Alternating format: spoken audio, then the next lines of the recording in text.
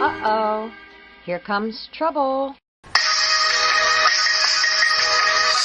Straight from Twin Town Sports Central. Feeling feisty. It's the Grovcast. What's going on, everybody? It's Eric Grover here, Daily News Sports Editor. And it's turkey time. But you already knew that. Lots of stuff going on. Lots of beginnings, new beginnings. We've got winter sports going on right now. Teams in practices, been meeting around with the area coaches, getting a feel for expectations for the upcoming year. And it might be a little too early to gloss over that. So let's go right into some teams that are playing in mid-season form right now, and that's the NDSCS men's basketball team. At 9-0, overcame a tough game with Northeast on Saturday. Went to overtime, led by a late three-pointer from Greg Tucker. Down 3. Cats tie up and control the overtime.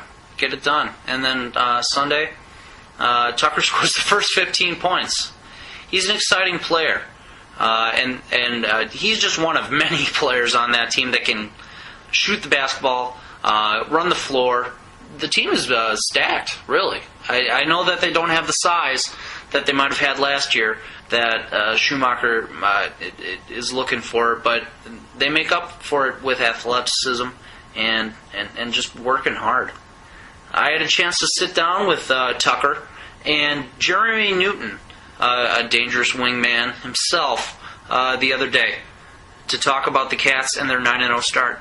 All right, we are here in the Blickery Activity Center with Greg Tucker and Jeremy Newton of the undefeated men's basketball team. And Jeremy, let's start with you. You guys are 9-0 right now.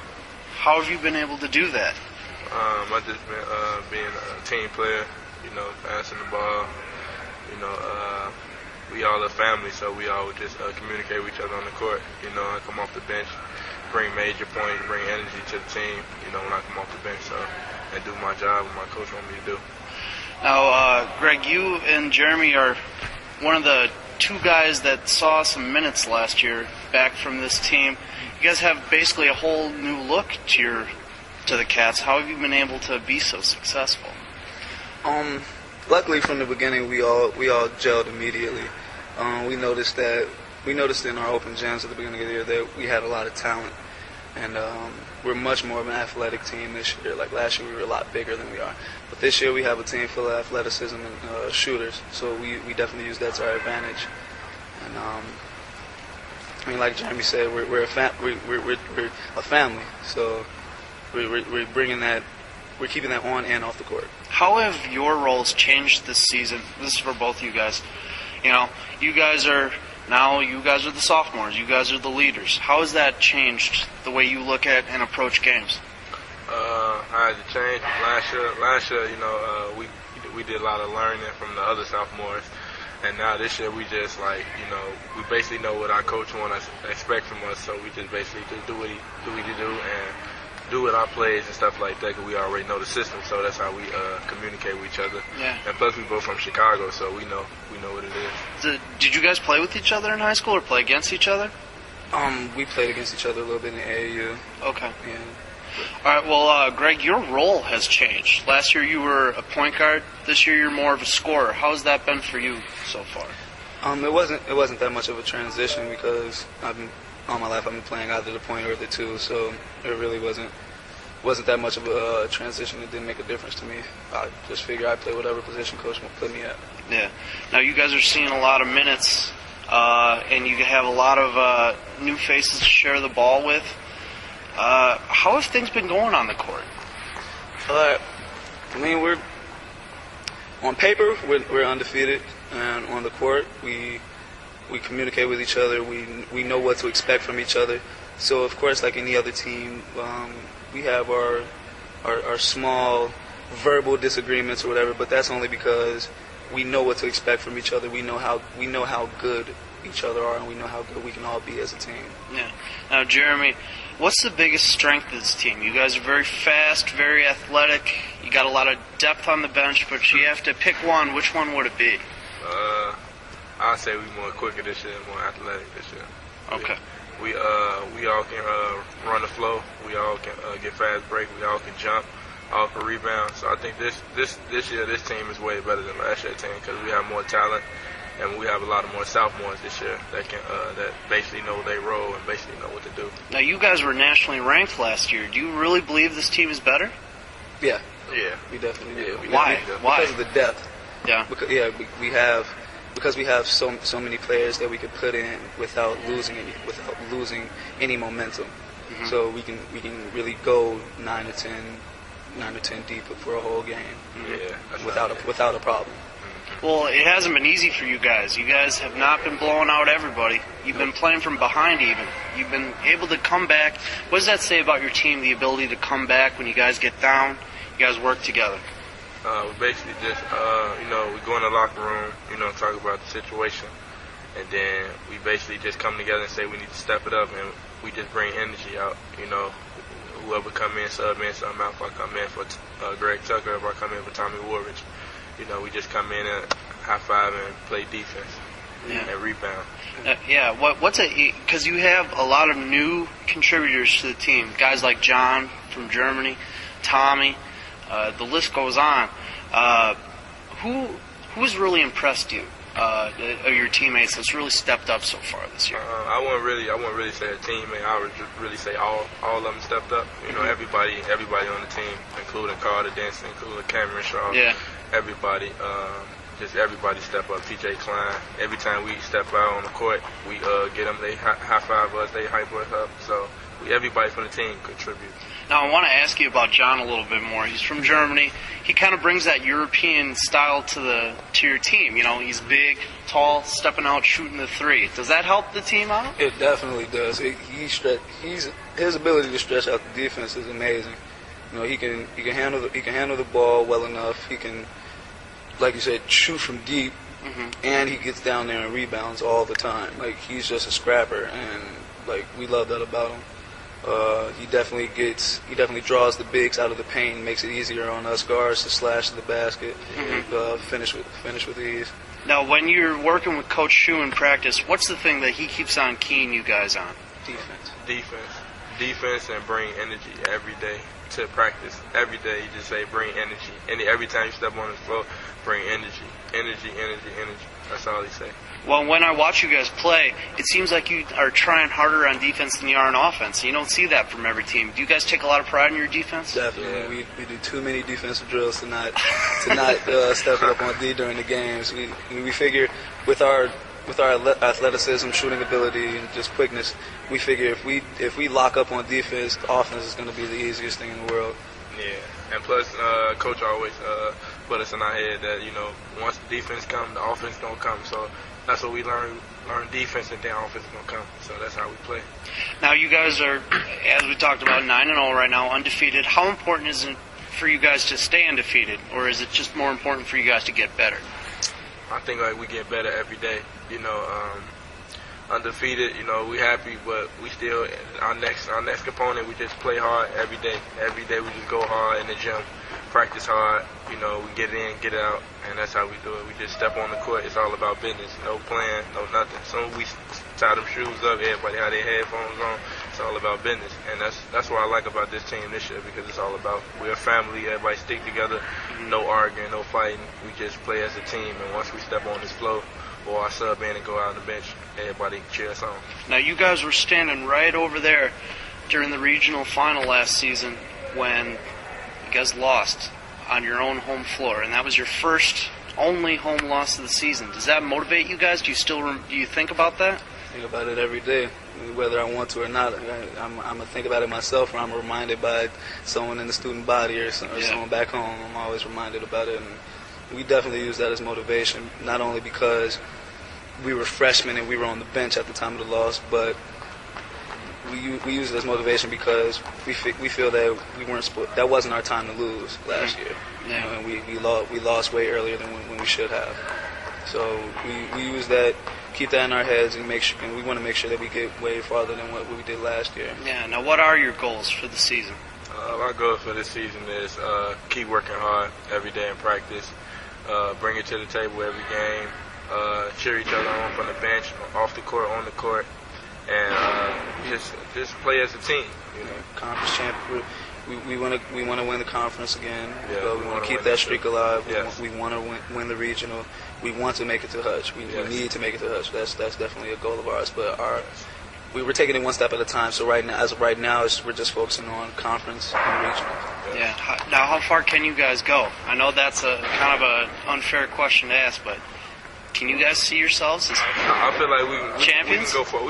We're champions. We can go far. You know, how we playing right now? We playing good. We playing as a team. We playing as we communicating with each other on defense and offense. So I really think this team will take us far. And plus, after losing the regional championship at home, lost home game, it was like, man, it was sad, you know. But now, me and Greg Tucker, we got energy, and we bring it to the table. You know, we're one of the main leaders on the team, including other teammates on our. We bring it to the table every day and just play hard. Yeah, we can definitely only go as far as we allow ourselves to. So, as of right now, we're our only enemy, so we can only beat ourselves right now. Moving right along on the Grovcast, we are joined by a man of many names. T-Peasy, Turner, but I just like to call him Turner Blaufuss of the Breckenridge Cowboys and Daily News Sports Intern. We're joined by his brother George. How are you guys doing? Excellent. All right. Glad to be here. Well, that's good. Well, you are going to turn into a regular here on the Grovecast. Furthering your journalistic education, how have things been going as Daily News Intern? Great. Yeah? They keep me busy, give me a lot of different things to do. Who's A lot they? of fun. By they, you mean me, right? Basically just you. Okay. I just thought I'd, be clear. So, there's a lot. You guys are really busy right now. Basketball practice just about every day. Get a couple days off to eat some turkey. And then you guys are going, what, next week? Friday. Friday. Started All right. Saturday. So Friday's your first game? No, we're saying we practice again on Friday. Oh, practice again on Friday. So how have things been going? Pretty good. A lot of energy, and everyone's being competitive in practice, which is good. Yeah. Now, you guys lost a lot of seniors last year. Yep. Whole starting five. The whole starting five, you're going to replace it. You do have some contributors coming back. Guys like Casey Macheri, Ryan Reddick, and when he's healthy, my man A&W, like Anderson Wilcox. Where are the points going to come from this team, and what kind of expectations do you have? Well, we're going to get a lot of scoring from those two returning guys, once we get Blake back. And then we'll probably see some new faces, too. We'll move on, cover the topics of the week, and the big one for me is coming from baseball. Oh, Ryan Braun won the MVP award, by the way. I don't know if you heard about that. Terrific. Yeah, it was terrific. Anyway, the big news is they are doing HGH testing. That's going to be mandatory. Do you care about steroids anymore? Yeah, I still think it's a big issue. How many players do you think after all this talk, all this Barry Bonds, all this Roger Clemens, everybody else, the 103 names on that list, how many professional baseball players do you think still have the guts to try and sneak past the drug testing that they do already? It seems like if they want to really be successful, they'll do anything. And even if that includes getting in trouble at the end of it, all of it, I'm assuming. Yeah. I think that the steroids are becoming less of an issue, and this is just more reactionary. It's fair to say. Yeah, it kind of does seem like a thing of the past, but it's still an issue. And then the other thing going on, and I am psyched about this, is that they expanded the wild card format to a fifth team, making the playoffs from each league. Brewers are probably going to need that. The Brewers are going to need it, and that's the beauty of it. Actually, it's nice because the Astros are going to the AL, so the NL Central is finally fair and even with 5 teams, and every division is going to have 5 teams now. That's awesome because the Astros are going to the AL, and it's so hard to make the wild card as a mid-market team, and I just think that this is just an absolute home run. Great decision. I mean, are you telling me the Twins wouldn't have squeezed into the playoffs as that 15 some years? Maybe. What do you mean maybe? Okay, they probably would have. Yeah, I mean, aren't you looking forward to this? Let's look at the AL Central next year. You got Detroit with 2 MVP. Well, you got the MVP and the Cy Young in Verlander. You have Cabrera, who is a hitting beast, a pudgy hitting beast, and you have. I mean, their payroll is what, 115 million, 120, something like that. It's hard to compete with that at the division. And then you got the White Sox, who are wild cards. They can be good or they can be bad. And Cleveland's getting better. And there's Kansas City, who is, that's not really the issue. But if the Twins aren't going to win the division, how likely is it that they can squeeze in as the 4th or 5th best team in the league as one of these 2 wild cards instead of just the 1 wild card? I feel like they got a really good shot then. Yeah, I mean, I know they had a terrible year, but don't you think that they're on the upswing? I mean, they got some young players. You look at guys like Ben Revere, guys like what's his name, Valencia. There's some young talent there. And then if Morneau can be healthy, and then if Mauer, I don't think Mauer had a bad year. Did you? Not really. I mean, he was hurt, and it was. That contract made him nervous. All right, well, Thanksgiving is tomorrow, and I am guessing you're going to be watching some football. Yes. Which of the games, now there's 3 games on, which is great. Mm-hmm. Which of these 3 games interests you the most? Which has the most intrigue for you? Because let me run them through you. You got Green Bay at Detroit. You got Miami at Dallas. And then you have San Francisco at Baltimore. Now, I think I know what you might say. Which game interests you the most? San Francisco and Baltimore.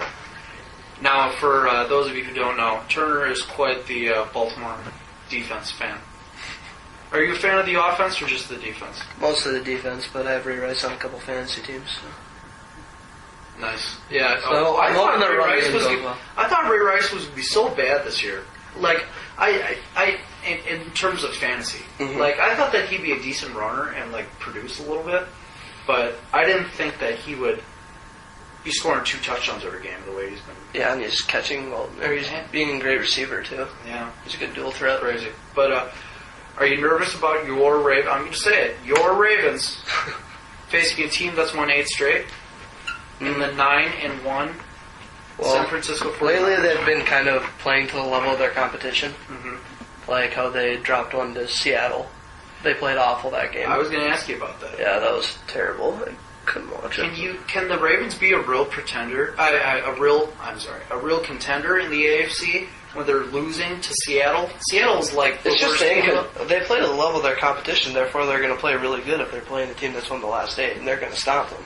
What do you think is the key? I mean, obviously, you look at the key is the defenses, but whose defense is better right now? Because the San Francisco 49ers have been great.